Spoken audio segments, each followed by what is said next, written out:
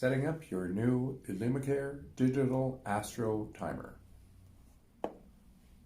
Once you remove the timer from the box, you can either plug it into your receptacle and plug your transformer into the side of the timer, or open your Illumicare transformer, remove the receptacle plug,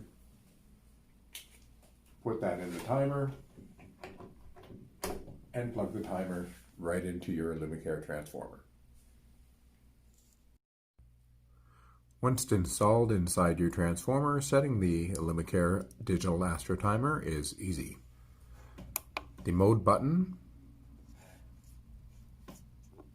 takes you through the different modes of operation. You have a basic on, off, auto, which is a dusk to dawn setting, timer, and Astro.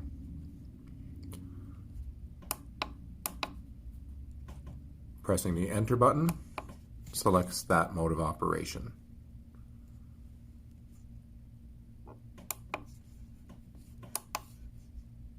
Off.